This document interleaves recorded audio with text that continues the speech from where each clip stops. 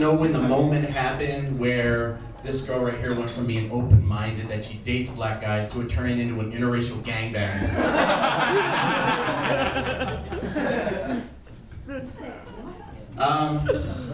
My wife really loves chocolate. I know a lot of women really like chocolate. But when my wife has a really good piece of chocolate, she starts to moan and groan, and her eyes kind of glaze over. And she says she almost has an orgasm. She says it's a great substitute for sex. I don't see it. I tried it, and I found it to be a little sticky, and cleanup was a bitch. But she starts moaning and groaning. I could get offended by this, or I could get a little intimidated, because sometimes guys, we get intimidated by things like that and sexual toys, but I don't. I use it to my advantage. I take a really good primo piece of chocolate to bed with us. I give it to her. She starts moaning. I start going to work, and finally we both have a chance of finishing. A friend of mine knows that I used to lift weights. Before I was married, I was in good shape, and he goes to me, man, he goes, muscle has memory. You should go on The Biggest Loser. He goes, if you go on there, you might be able to win it. And I got pissed off. I said, I'm not big enough to go on The Biggest Loser. He says, who are you kidding? You're one Tic Tac away from holy shit. And I've tried different things to get in shape. I have. I mean, I can't get to the gym anymore because we have 3 young kids, so my wife's always calling me up, when are you coming home? I need help with dinner. I need help with getting the kids to do their homework. So, I mean, I don't get to the gym. It's not out of being lazy. I'd love to go, but we just got busy lives. Things have changed. So I was like, we got the Wii, so I thought I'd try the Wii Fit. Anybody here ever try using the Wii Fit? Yeah. So I got on that thing, and I'm standing there the first time waiting for it to do my body mass index and weigh me up. And a little cartoon guy comes out, and he's got a shovel, and he starts digging. He's like, and I'm standing there dumbfounded. I don't know what the hell's going on. He finishes digging. He looks right at me and says, I just dug your grave. Looks like you got 1 foot in it, bitch. Then he starts attacking my wife and says, tell your wife I haven't seen her on here lately. And from my vantage point, it looks like the only one in your home hitting their goals is Ben & Jerry's stockholders. And then apparently my kids hooked this thing up online. I didn't even know about it. I'm in there on the computer updating my Facebook status, and a little bastard eyes me. It says, get off the computer, you fat fuck, and work up a sweat. Don't ask me why I did this, but I said to him, doing what? He goes, apparently tying your shoes will do.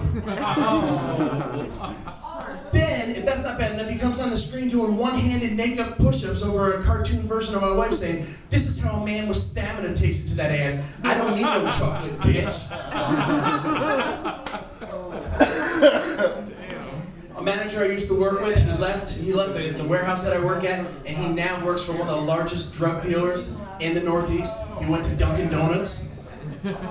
I'm serious. If you think about it, Dunkin' Donuts sells over 3 million cups of their Colombian-grade coffee a day.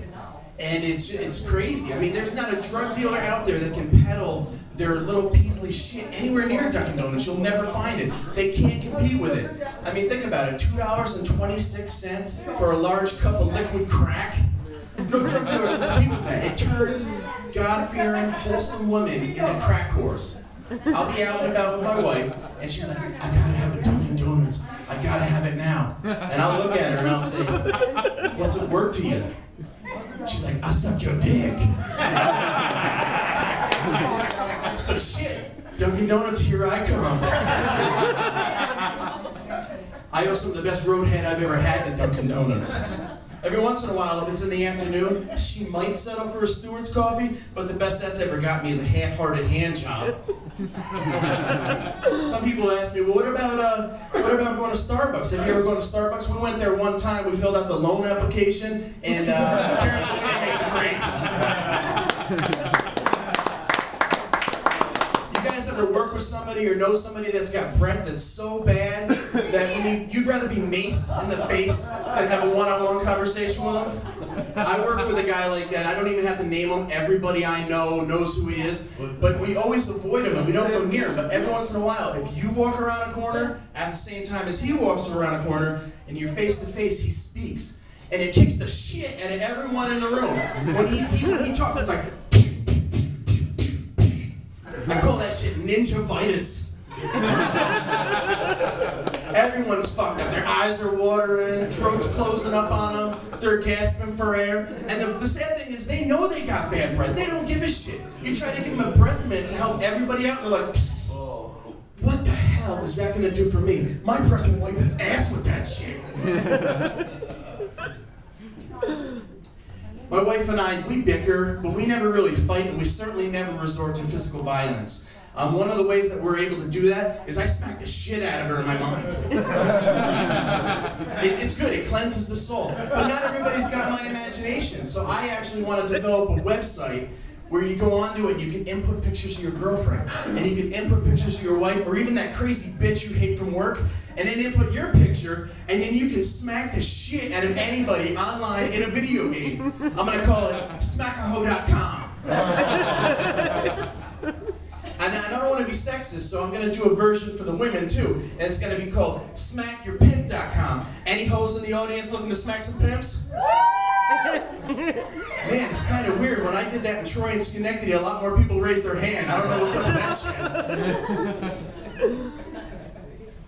And there's a lot of people really promiscuous though. I mean, there's a lot of STDs out there, and people are willing to take those risks day in, day out, and they're still doing all that sexual stuff. For those real promiscuous women, I want to invent the morning after gum. And the slogan will read, bitch, you should have swallowed yesterday. Today you got to chew. And it's sponsored by Unplanned Parenthood. I'm addicted to porn. I don't know if anybody else in the audience, but I'm pretty sure some of these guys are addicted to porn. I've been married for 12 years. But when I watch porn, I really get stimulated mentally.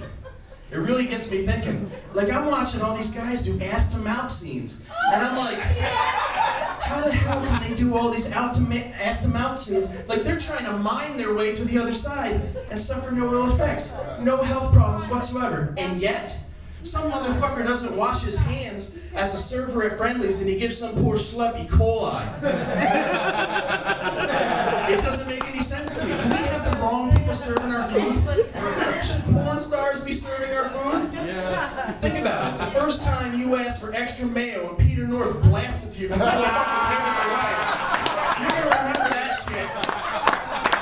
That's an unforgettable moment right there. And I'm going to end this thing with something that's even a little offensive to me. I've had this joke for about 6 weeks and I didn't want to bring it to the table because it's a little dark. But I hear there's a lot of women out there that are actually turning to being necrophiliacs. From what I heard, wakes are the new meat market. And it's kind of fucking sick. In some ways it makes sense. Women love a well-dressed man who's not afraid to wear makeup. And they don't want a long-term commitment. It's perfect. And not only that, you know, the only one thing that's going to be a problem is it's not exactly, you know, if they want to get pregnant, they can't get it done. But think about it, it's just as well. It's not exactly the kind of father that's going to be there for the kid. I like Cardone, thanks.